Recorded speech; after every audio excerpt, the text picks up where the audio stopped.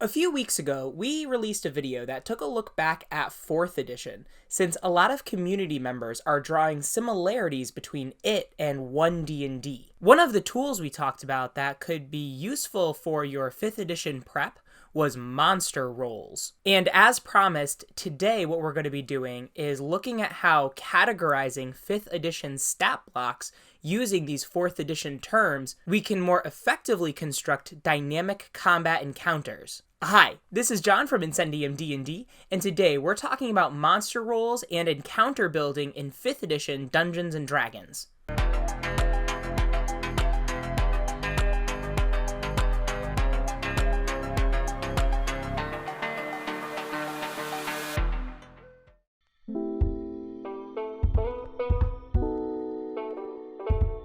Before diving into the specifics on monster rolls, I want to talk about a huge difference in the structure of the 4th and 5th edition monster manuals.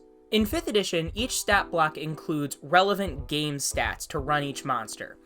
Armor class, hit points, initiative modifier, and then other things like, special senses and languages. For example, if we look at a 5th edition goblin, we have the understanding that it's not a super challenging enemy. It potentially has an armor class of 15, which is kinda high, and it does have 2 different weapons, scimitars and short bows, but it only has 7 hit points, and it doesn't have any saving throw proficiencies. So we understand that this is more of kind of like a minor enemy that, with a little bit of thoughtfulness, a low-level D&D party can overcome. At first glance, the stat block includes all of the information we think we need to know to run this creature. But as a DM, how many times have you used a stat block that ends up wildly underperforming when put against your players? To me, this is where the 4th edition monster manual really shines. Beyond just game stats, each entry in the 4th edition monster manual includes a section about creature tactics. Rather than just offering a set of game mechanics, 4th edition's monster manual gives concrete guidance on how to make the most of those mechanics. Part of this has to do with the monster roll, which serves as a kind of tag. So, for example, rather than just having a goblin stat block, the 4th edition monster manual offers a lot of different goblins, like the goblin sniper and the goblin blackblade. The goblin sniper is a level 1 artillery, whereas the goblin blackblade is a level 1 lurker. And these are all terms we'll elaborate on in just a little bit. But to stick on the goblin blackblade for a second, its tactics section reads, "Goblin blackblades have more stomach for melee than most goblins, preferring to flank a single enemy to gain combat advantage. When bloodied, they use their sneaky power to trade places with fresher goblins." While both monster manuals include a section about lore, the lack of overt mechanical guidance in 5th edition's monster manual means that a lot of DMs aren't bringing out the potential of the stat block that the designers had intended. And that's why your player characters sometimes just curb stomp your encounters. I mean, a lot of designers even outright acknowledged this in a lot of interviews they had leading up to the release of Monsters of the Multiverse. They said that in a lot of cases, an optimal action economy wasn't obvious for some of the stat blocks they had designed. And one of the design goals of the Monsters of the Multiverse re-release was to make that action economy more overt so that each creature earned its challenge rating. And of course, that's kind of still up in the air if they achieved that goal. But even so, I think that something like the 4th edition's tactics section would go a long way in helping DMs run more dynamic and more memorable combat encounters. Now, if this idea of having a concrete tactics section is something that intrigues you, well, I would really recommend picking up Keith Amon's book, The Monsters Know What They're Doing. It's also a blog, so you can find a lot of this advice online. And more throughout the years, I found myself drawn to it because it breaks down a lot of the underlying math that makes the game work. So it's one thing to imagine and flavor a griffin as a terrifying aerial entity. It's another thing to have your players then shoot it down right immediately.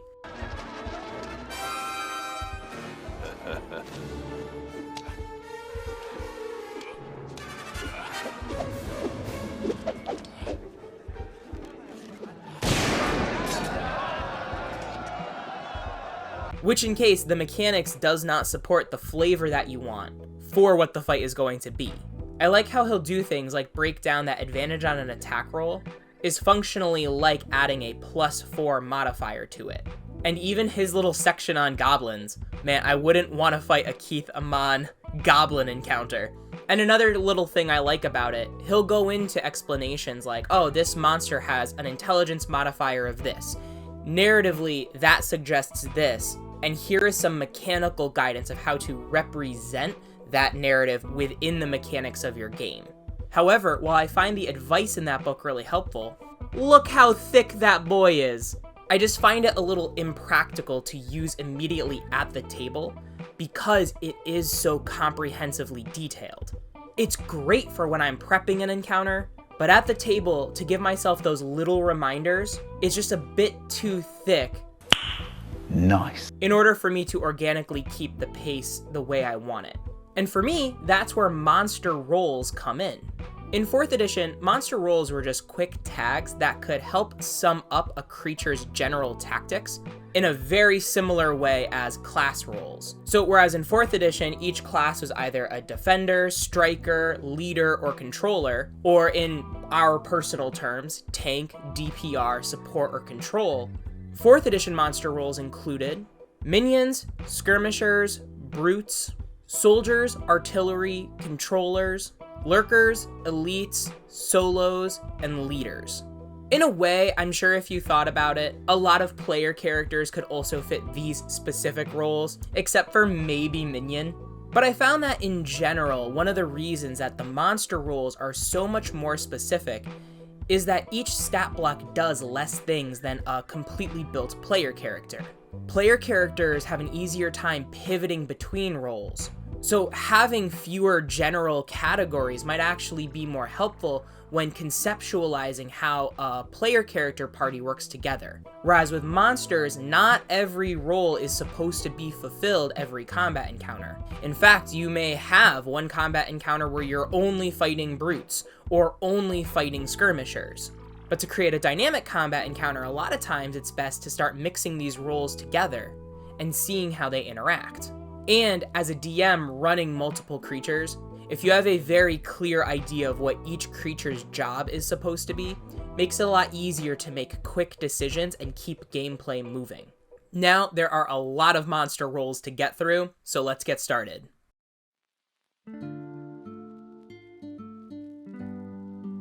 Let's start with the minion, since it has the lowest scale and also is kind of the most 4th edition-y one. It probably has the hardest time transferring to a concept in 5th edition. In 4th edition, a minion was a monster that only had 1 hit point, and any amount of damage that hit them would instantly kill them. The intention is that a DM can throw a lot of minions at the party, and player characters can fulfill a fantasy of mowing down a lot of pitiful little guys before moving on to the more meaningful monsters in the encounter.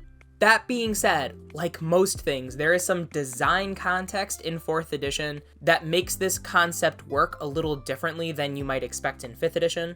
So, for example, in 5th edition, there are certain features and spells that rather than having the user of the feature or spell roll to hit a target, that function by having the target roll a saving throw to avoid an effect, rather than having the user roll to hit a target. In 4th edition, even spells like Fireball or Lightning Bolt required the spell caster to roll in order to hit the targets within the area of effect. So in this way, as long as an attack roll missed, even if normally it would say do half damage, it would never hurt a minion. I think that minions can also work in 5th edition, but because in 5th edition it's even if they succeed a saving throw, they take at least half damage, your minions are probably going to go down a little easier in 5th edition than they would in 4th edition. Which might be a good thing. That might be the fantasy that you're trying to fulfill for your players. But it's one example of how the context of one game's design, the transference of one element may not be entirely compatible depending on what you want to do with them. Now, that being said, I'm sure you can imagine, you're playing a wizard or a sorcerer, you have Fireball on your spell list. Your 5th level spellcaster or higher casts Fireball at a bunch of goblins. Super unlikely any of those goblins are going to survive. In that way, we can still identify some quote-unquote cannon fodder stat blocks in 5th edition's base design. Examples I can think of include bandits, cultists, and kobolds. Just generally weak stat blocks that can be easily overcome. Another good way to think of it, if the creature has a CR 1/8 or lower, chances are they'll make for a pretty good minion.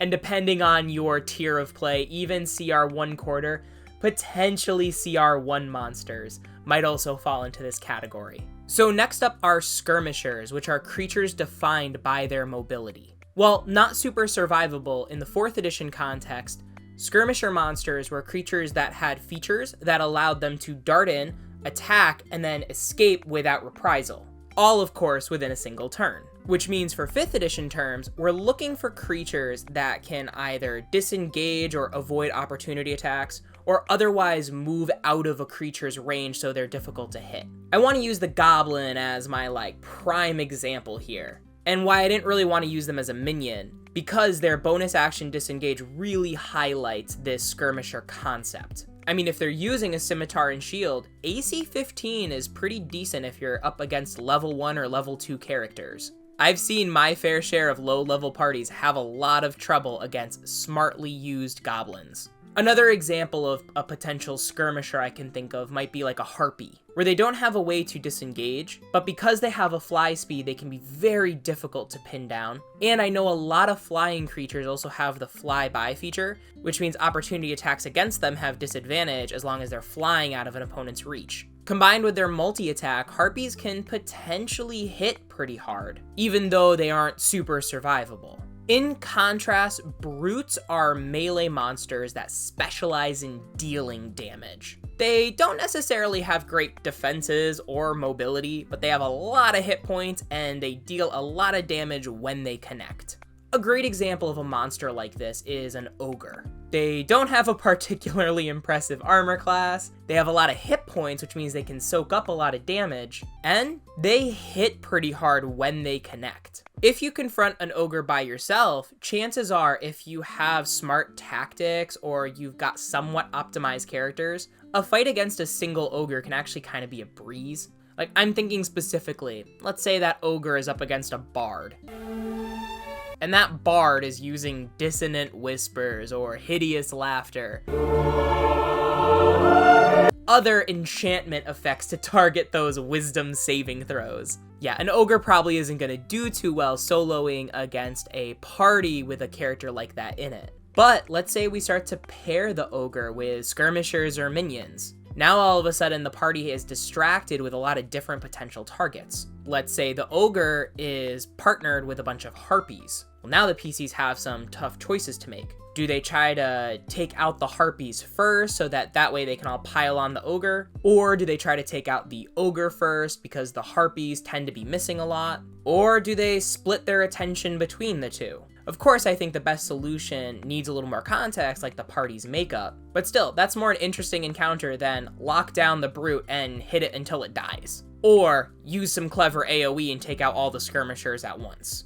I find that brutes make for some great kind of like mid-boss encounters, where for like a low-level party, it gives them a pretty memorable victory. Before moving on, one last creature I want to classify as a brute might be something like a gelatinous cube. Comparing it to our 4th edition definition, the gelatinous cube isn't very fast, it doesn't have a very high armor class, and it hurts really bad when you get hit by it. 3d6 acid damage is nothing to sneeze at, especially if you're only a 1st or 2nd level character. It's a damage type that's very rarely resisted to, and that's a lot of dice. Also, if a party member isn't careful, they can get engulfed by the cube. Now, of course, if you have a flat open battle map and you just stick a gelatinous cube in it, that isn't going to be a very exciting encounter. But that's not how gelatinous cubes tend to be used.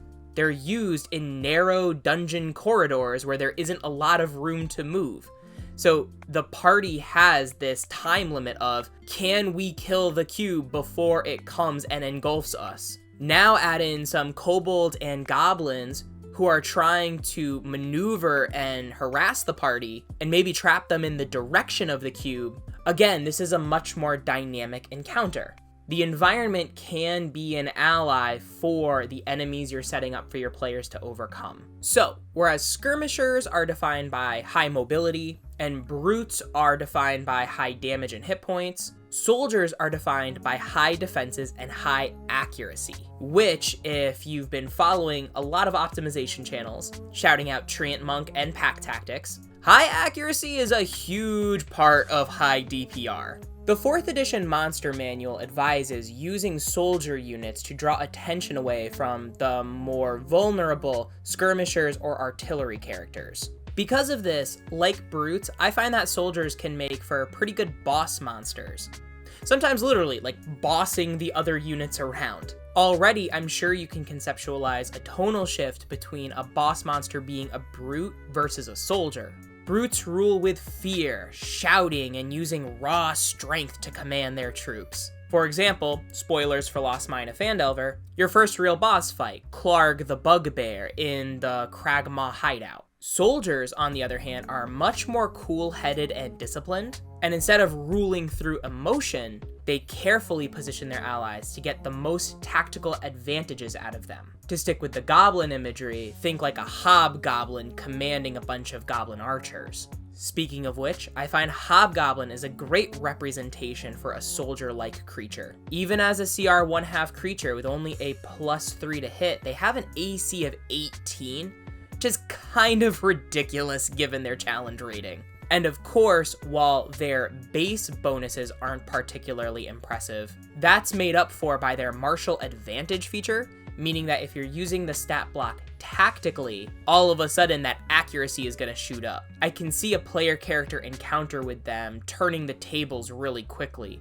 with just a few lucky rolls on the side of the hobgoblins. As you might expect, other stat blocks I think that make for great representative soldiers are guards, veterans, and knights. Next on the agenda is artillery. These monsters excel at ranged combat and using cover. A lot of times in 4th edition, artillery monsters also are loaded with area of effect features. This of course hurts multiple targets in one go, and can disrupt a lot of tactical positioning, if the player characters are now scared about getting caught in an AoE. They also tend to be glass cannon types. They can deal a lot of damage at range, but they can't take a lot of damage. In 5th edition, I think a really good stat block that kind of emphasizes these traits is the Mage. The Mage has a lot of area of effect spells, but its armor class and hit points are really bad. And if combined with, say, strong skirmishers or soldiers, the party may be distracted enough from the Mage for it to be a really devastating unit.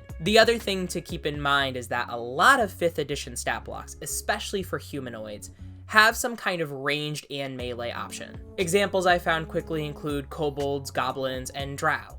I think especially if you're going to pair those stat blocks with brutes or soldiers, the most tactically sound thing to do in your prep is to have these creatures start as artillery units and only switch to melee if they absolutely have to.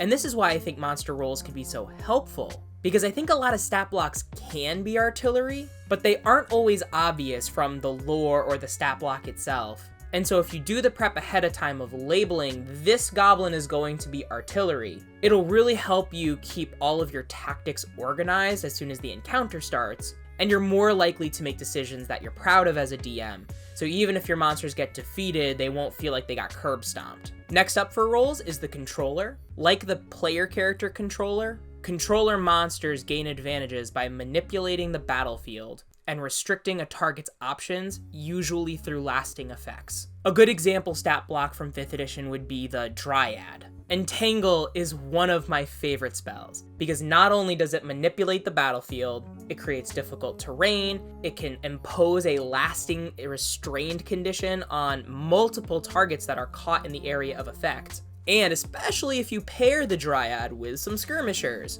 Those skirmishers are going to get advantage on their attack rolls against the restrained targets. Also imagine the fight opens up with a Dryad casting Entangle, followed up by hidden artillery units that rain fire down in the area of effect. Dryads also have a charm feature, which really starts to restrict an affected character's options, and create some tough choices for the unaffected party members.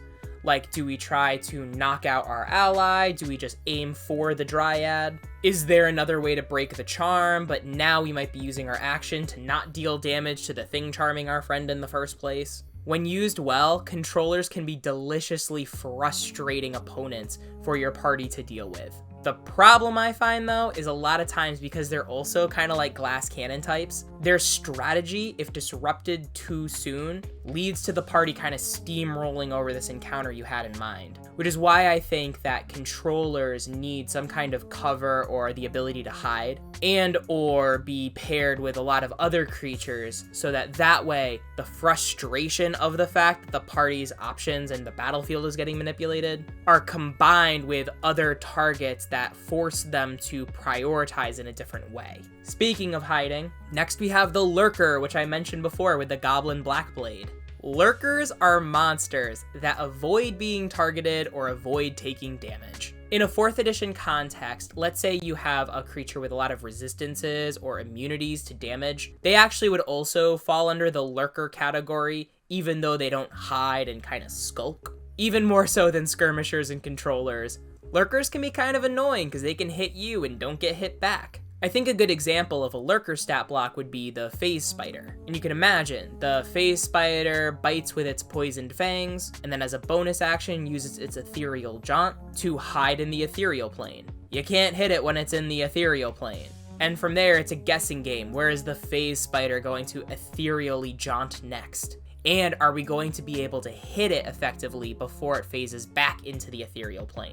Another really good example would be an invisible stalker. Because it is invisible, unless you can fairy fire it, attack rolls against it have disadvantage. Not only can it hide from the party, but it's difficult to hit even if you know where it is. And on top of that, it has resistance to non-magical bludgeoning, piercing, and slashing damage. So especially for kind of like a mid-level party, invisible stalkers are a great lurker to throw at them.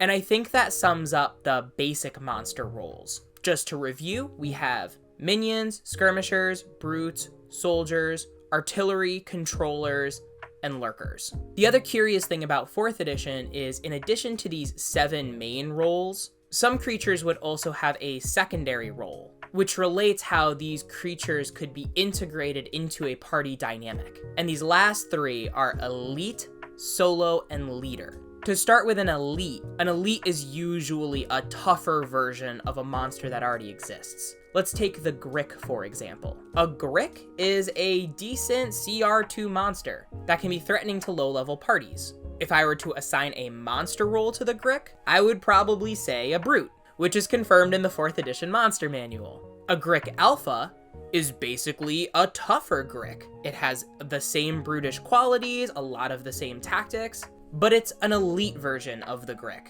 So in my prep, I would say that the Grick Alpha is an elite brute. It's just tougher than the normal version of the monster. A lot of times I feel like DMs that are into homebrew, a lot of times end up homebrewing just elite versions of monsters that already exist in the monster manual or supplements.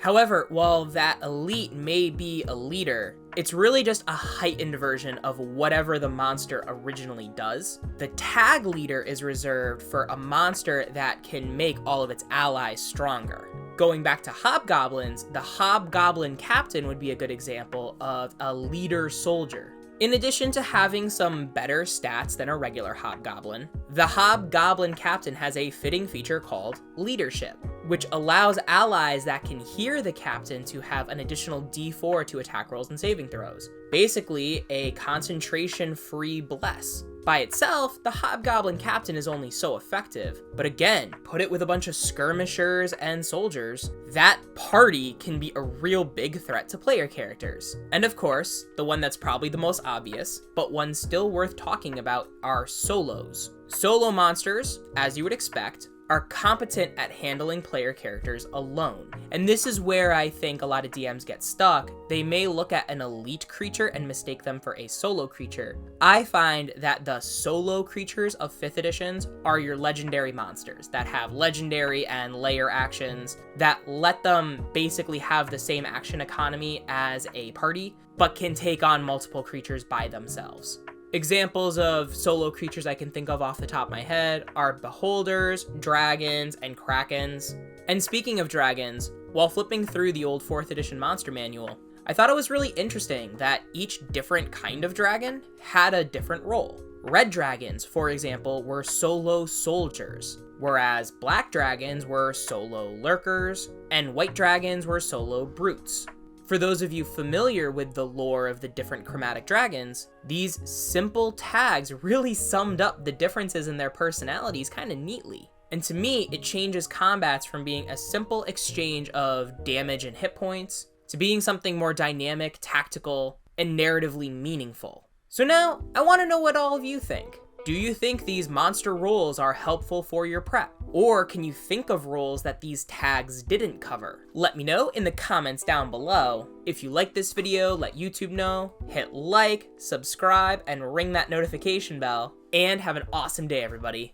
Bye-bye now.